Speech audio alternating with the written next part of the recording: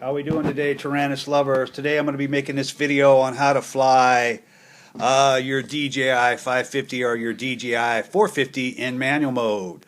Alright, so let's just jump into this.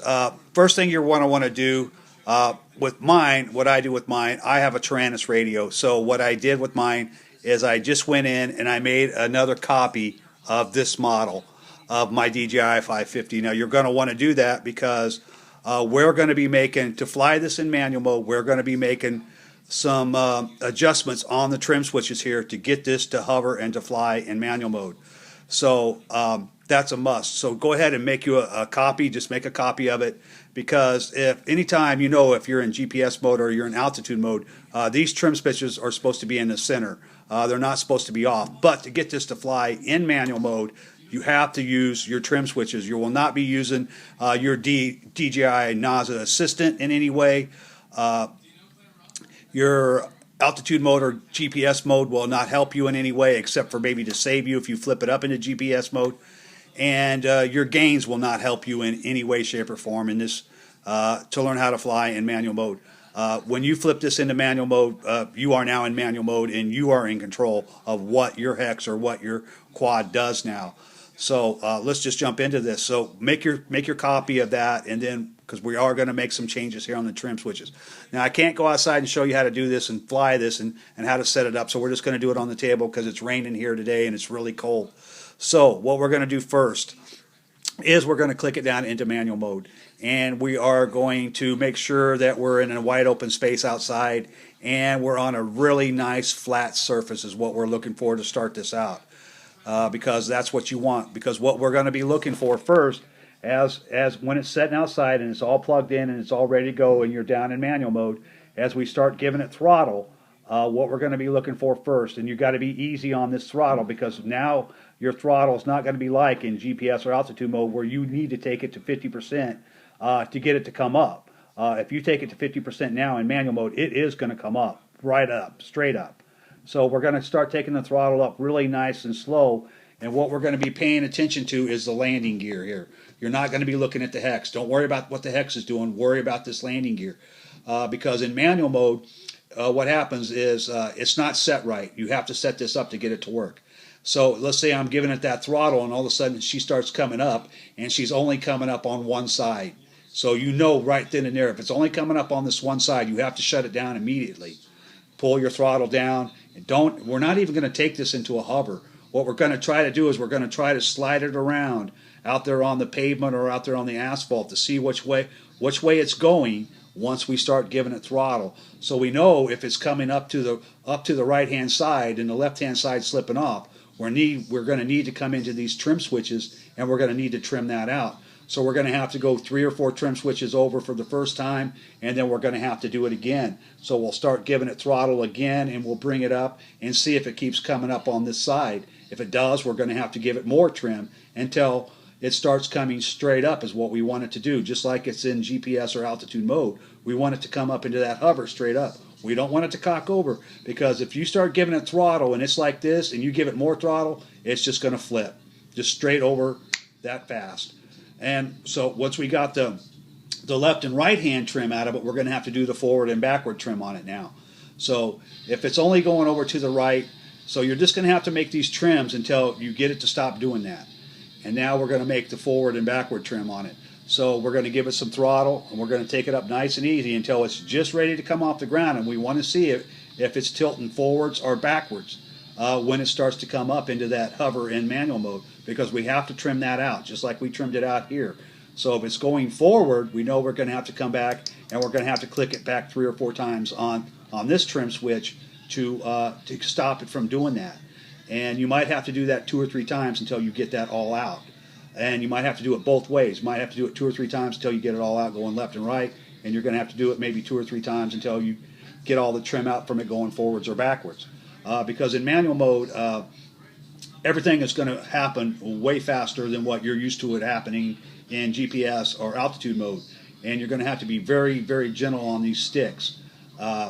Because the number one thing that kills people right off the get-go, it kills them, it murders them immediately, is the throttle. The throttle just murders people trying to learn how to fly in manual mode. you need to get it into this 50% part here, and you need to get it off the ground. And once you do that, now you have to maintain that. You have to maintain it so it stays in that one little area that you're on, that you're in. You have to constantly do both sticks constantly to keep it into that area. And what happens with the throttle is people they take it up too fast and it starts going up too fast, and they say, well, I got to bring it down. And as soon as they bring the stick down, it comes down, and then they're going back up, and they just get this thing bouncing all over the place. And it just wants to constantly keep bouncing up and down until you take your hand off that throttle and get it into a hover situation. Now, even though now you're into that hover and you've got it up and it's hovering, you might still have to go in here and hit these trim switches some more to keep it from going from drifting forward and backwards. You want to take all that drift out that you can possibly take out and get your hex to settle into that hover mode the best that you can. Now, it's always going to drift, and you're always going to have to change which way it's going. This is just like flying a 6-channel RC helicopter right now. So you're always going to be putting inputs in and bringing it back to where it belongs or where you want to keep it. So that's the most important thing of all. You're not going to be in GPS mode. You can't let go of the sticks. Both sticks will be constantly be moving up and down and left and right for you to keep this under control. The other thing you have to remember, once you get it into that hover, you have to learn how to hover this, what they call nose out, and you have to learn how to hover it called nose in. And for a lot of people lose it right here too, because the simple fact, when you're hovering nose in, all your controls on this side reverse. So if it's hovered nose in and you give it forward stick, it's going to come right at you, and it's going to come at you fast, because in manual mode everything is way faster than compared to GPS or altitude mode. This thing will actually fly twice as fast. It will be a handful, I'm telling you, if you're not used to flying this in manual mode. If you've never flown any kind of RC helicopter or RC airplane in manual mode, you're gonna have problems with this, and it's really gonna take you some time to get this down pat. So now, since we got it all trimmed up and we got it coming into that hover, and we're keeping it in that nice spot that we want to keep it in, now that's what you're going to have to practice on, is just keeping it in that hover. Every person that flies an RC helicopter, this is exactly how they start. So all the training that you're getting, just learning how to fly your hex in manual mode, is really going to pay off for you in the long run, because it's also teaching you how to fly an RC helicopter. Because they don't have a manual mode in RC helicopter. That's all there is to it. You have to fly it like this all the time. So that's the deal. You want to keep it in your hover and get it in there, and you have to learn how to hover it. And you have to get it off the ground without it going way wacky on you, forwards, backwards, or to the left or right. So that's all these trims that you're going to have to pull out. Now, you know, when you're in standard GPS mode or altitude mode, these trim switches are supposed to be in the center. That's why we made another copy of this, so we can go to the second copy of this, and we can move those trim switches. Because if you keep this on the number 1 model, as soon as you click it back into altitude mode and you've made all these changes on your trim switches, your altitude mode, it's going to fly all over the place on you. GPS mode, it probably won't be that. It won't probably do that on you as bad, but it will still do it. So you definitely want to make that extra model. Just copy the model and put all your trim switches on your manual on the second model, and leave your original model alone. And the other thing you have to think about, you have to make a decision, do I want to use my high dollar hex or quad to learn how to do fly in manual mode. And that's something you really have to think about. Now, for me, I'm just going to buy a bone stock DJI 450, cheap. They're like $189 for the kit. Comes with motors, ESCs, and everything. And I'm just going to put a cheap $69 NASA light flight controller on it, which I already have. I have a GPS, but I'm not going to put the GPS on it. I'm just going to hook it up, so that will be my manual bird, and this will be my FPV bird. And this one here, I'll never put this into manual unless I absolutely have to, in case it's in maybe a flyaway, and then I'll have to click it down into manual mode and get it back to me. But that's tough. I've flown this one in manual mode, and it's tough. It's really hard once you get all your FPV gear on here, and you have to make sure that this thing is really balanced with all this other gear on here when you're in manual mode, because it's just going to want to go everywhere on you. So that's the deal, what you're looking for. You have to make that decision. Do I want to use my expensive bird to learn how to fly manual mode, or do I want to buy a couple $100 DJI 450 and I can crash the hell out of that and replace some cheap props on it and replace some cheap arms on it, and I wouldn't even put a landing gear on it. I would just set it down on these pieces and learn how to fly it on manual mode. That's what you got to do. I mean, that's what I'm going to do. It's easy. I can fly this in manual mode, but I don't unless I absolutely have to. It's just way too much money tied into it for me to flip this into manual mode just to go out and have some fun with that.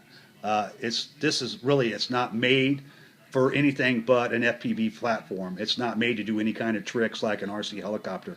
So another thing you might want to think about is if you have a flight simulator. If you have one at home, throw a 6-channel RC helicopter on that flight simulator and see how you do on just hovering that. And you'll know what I mean by hovering nose in and nose out.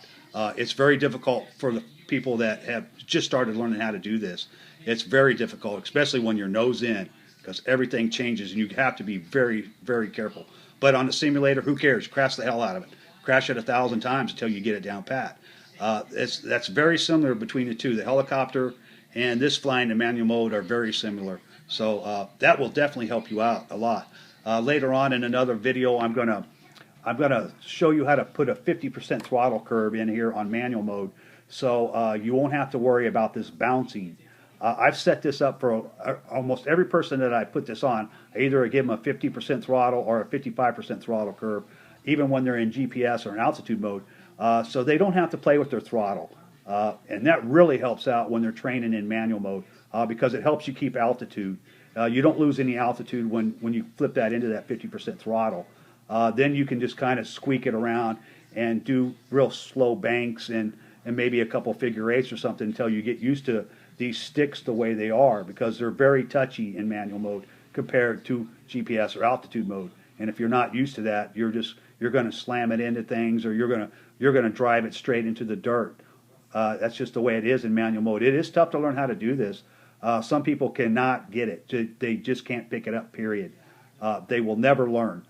We've tried buddy boxes with them and the whole ball of wax, and they can't get it. Some people will pick this up and go with it. But the decision I think you really seriously need to make is to put together a very inexpensive 450 with a nozzle light system on it with no GPS, and use that for your manual bird. And so what? We bust up a couple $3 props on that, or maybe a $2 arm. Who cares? You're not doing that on your major, on your really expensive bird that you've spent all your time and all your money on. So that's definitely one thing I would definitely think about doing, because this is not going to be easy for those people that are out there that have never flown anything, any kind of RC helicopter or any kind of RC airplane. All they've flown is hexes and quad in GPS mode and in altitude mode. That's simple. That's easy. Any 10-year-old kid can do this. But when you flip this switch down into manual mode, this bird comes alive like you've never seen it before. It will fly twice as fast as what you're used to flying at. It will turn twice as fast as what you're used to turning at. And it's a handful, trust me. It's a handful for me to still do it on this. This is really a tough bird to fly in manual mode because of all the stuff that's on it. It's real easy if I take all that stuff off. But with all that stuff on there, and if this thing is not perfectly balanced, it's a handful. So I would definitely not be doing that on my really expensive bird with all my FPV stuff on it. Get you something really cheap. Go in and set up your second model, and then use your trim switches to get it to come into that hover. And then you'll be playing with your sticks all the time to keep it in that hover. And just practice on that hover. And then after a while, once you got your hover down pat, I'll show you how to put that 50% throttle in, and you won't have to worry about your throttle bouncing up and down anymore. Now you'll be able to start flying forwards and doing some nice easy figure eights, because it's going to be a lot faster than what you're used to. You have to remember that. It's going to be a lot quicker, a lot more responsive than what you're used to doing. So that's pretty much all I had for the day. I will make that other video here and probably after Christmas sometime. So that's all I got. So everybody have a real Merry Christmas and a Happy New Year. We'll see you all later on.